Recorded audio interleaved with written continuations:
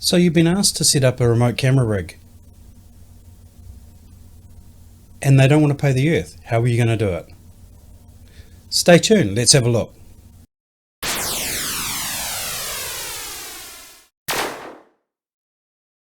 Hi, I'm Matthew from VideoScene, and today we're going to look at how we can use the Web Presenter HD to create a remote live stream using a 4G connection. Now, as a disclaimer, none of the equipment that's been provided to me here has been supplied by any of the manufacturers, and none of this has been underwritten by any of the manufacturers. The views that are contained are my own, and the equipment is my own. Right, so how do we do it and not cost the earth? Now, what we're talking about here is a one camera rig using a consumer camera, which is probably available secondhand or through one of the ex-demo sales. And there are a few restrictions upon that, but we'll go into that a little bit later. Let's just have a look at what we've got.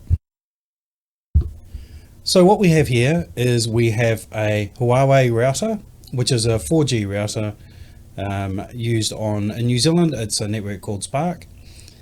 Next to that, we have the Blackmagic Design Web Presenter HD. And on top of that, we have, of course, my favorite, the Decimator MD-LX. And then next to that, we have a Sony Handycam, which is a CX110.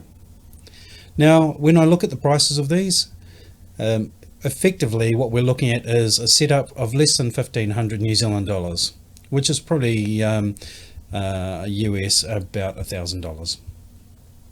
Now, in terms of what we've got and why we've got it, obviously the 4G router is so that we can connect where there's no hardwired internet connection, and of course we need to be able to connect to that, and we've got there the Web Presenter HD, which takes a video feed and passes it off to the Huawei router. Now, this is a no PC mix, so you can use it without a PC as long as you've followed some constraints. Now, on top of the Web Presenter HD, I've got that MD-LX, and the reason for that is we need to take the HDMI from the camera, which comes out as a mini HDMI, and we need to convert that into SDI so that the Web Presenter can recognize that. And of course, we've got the Sony CX110. Now, I love these little cameras, primarily because you get a really good picture. They've got a Carl's Zeiss lens on them, and you don't have to do much to them. Okay, they probably don't have the focal range and ND filters of a higher band pro camera, but then they also don't have the price ticket. I think this one I picked up for about 100 New Zealand dollars, which probably equates to about 60 American. So realistically, there's a very, very low cost involved. Now, one of the other reasons for this particular camera is it puts out a 1080p 50 signal. So it's progressive, and I don't have to convert it from interlaced to progressive. It comes out as progressive anyway. Now, also with this, compared to some of the other cameras of the same age, this one has the ability to turn off all of the settings and all of the displays for the HDMI out. So you can get a clean HDMI out feed. So again, this is the reason why I like this. Also, it's got a set focal range, so it doesn't matter what your zoom is, it'll automatically focus, and it will work on a set focus so that you don't have the camera constantly trying to refocus while you're doing your presentations. So what I'm going to do now is I'm going to just have a look at the devices and how they're connected. The Huawei router is connected via a Ethernet cable. Now that comes in the package, and it's also connected to power, so only two wires going in there. Let's just have a look. I'll turn it around.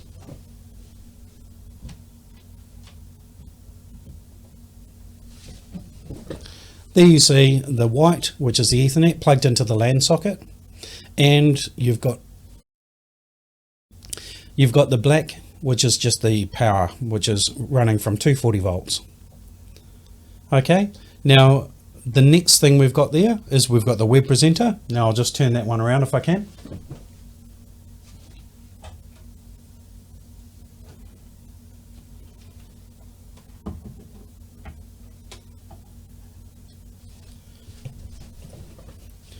Alright, so on the web presenter, working from left to right, we've got the power, which is plugged into 240 volts for New Zealand. Then we've got the white cable, which is the link to the wireless router through the Ethernet cable. And then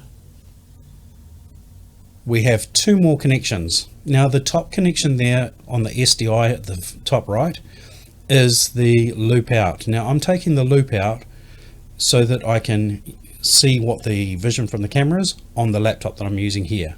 Now when you're using it in a production environment, you wouldn't necessarily have that connection. You would have the bottom connection, which I'll just point to here.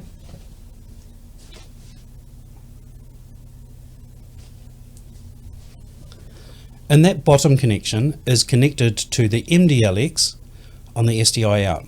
So the SDI out from the MD-LX comes down to the Web Presenter HD on the bottom right, which is the SDI in. Now since we've got the MD-LX there, we can clearly see the connections going into that.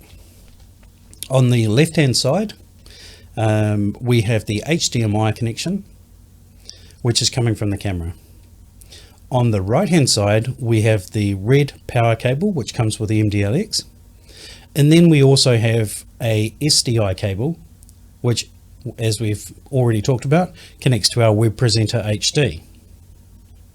Now let's follow that red cable back to the camera and just see where we're going with that.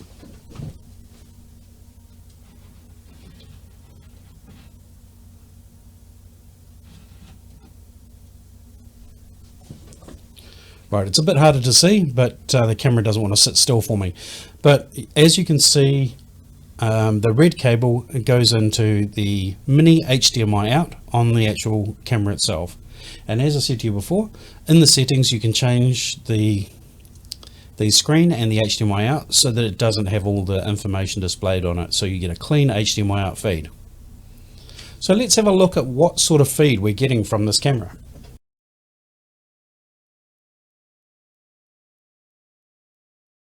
So this is a Sony CX110, and as I said before, it's a fantastic little camera. I've used these all over the place in my video production because they're very easy to use, and as a consumer type camera, they're very versatile. They're very small and handy. You can pack them up and put them pretty much anywhere within your presentation.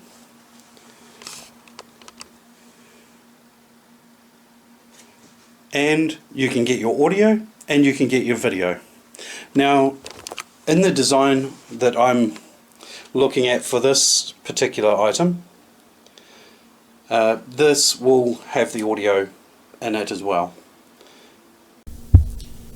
Now we've got our video coming through, let's think about audio. Now the cameras themselves put out an okay audio signal. Remember, they're consumer cameras, so they're not designed to pick up high audio levels and manipulate high audio levels. So we need to look at that from a different point of view. Let's just think about this for a minute. We've got audio coming out of the camera, but we don't want that. Not specifically. What we can do is we can get an external audio source from a mixer or from the venue's microphones, etc., and then we can put that into the signal that we receive. Now the best way to do that is using a audio embedding device such as the Blackmagic Design Audio to SDI, where you take your audio signal and your video signal and you combine them and you send them off in one SDI signal. So where that fits in the line of things is it fits between the Decimator and the Web Presenter HD. Let's just have a look at one here. So as you see on the Blackmagic Design unit, there are 4 audio inputs and there are SDI input, and then we have SDI output. So what we would do is put something, now I use a Zoom L8 for my mixing, so what I would do is take the master out and I would put it into one of the audio inputs. I would put the Decimator output into the input for the audio converter or audio embedder, and then I would take the SDI output from the audio embedder, and then that would go into the web presenter HD. So that would give me an external control over the sound levels that were coming out of whatever the microphone or input signal is, and taking it to that audio embedding device. So there you go. It's very straightforward. It's plug and go. You don't have to connect it to an Ethernet source at your local building. You just connect it to the 4G router, as I said before, and there you go. Now you can use your cell phone as a backup on the web presenter HD if you need it. Now it's not necessary. However, if you've got a marginal signal and you are worried that it's going to drop out, then you can use that. Now there are other devices which will do cellular bonding. However, I'm not going to go into those today.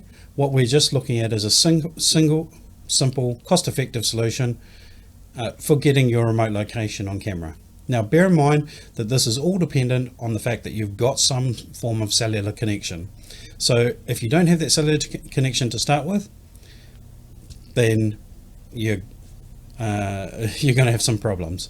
But as I said to you before, this is straightforward. Now I haven't used a computer in this particular setup because what we've wanted to do is create something that doesn't need a computer. Now YouTube is going to have some issues with this unless you change the settings on YouTube. Now on the actual YouTube channel itself, it has two buttons or two tick boxes. Now the first tick box is in relation to whether the YouTube stream starts when you start your live stream to YouTube. So when you hit go live on the web presenter HD, it's going to send information to YouTube, but it's not necessarily going to make it live. As I've said in other videos, if you click on the go live button on YouTube, obviously that's going to set your stream live. However, there is a tick box or a little switch that you can use on YouTube which will tell YouTube to start live as soon as it starts receiving a signal. Now the other thing is that or when you finish streaming, you need to tell YouTube to do something. Now if you're not using a PC and you're using the web presenter to send the signal to YouTube, you'll need to tick the next box, which is stop streaming as soon as the information is finished being provided to YouTube. Now this comes with a caveat, because if you stop this, if you have that ticked and you have a issue with your connection and the connection drops for some reason, now in the time that it takes to re-establish that connection, YouTube may close your channel off. Now I don't use this in anger because I don't want to I want to make sure that I have a good connection to YouTube and that I have the control over that. So perhaps maybe using a tablet or something that's connected to that wireless router might be handy, or use a mobile phone to log into the YouTube channel and turn it on and turn it off in terms of your streaming. So I hope those hints and tips are going to be able to help you. Now don't forget to subscribe and keep your eyes out for upcoming videos by selecting the notify, the little bell down the bottom. So like, subscribe, and if you've got any comments that could help somebody else put together their remote live studio solution, please put them down below. I'm Matthew. This is Video Scene. Thanks for watching.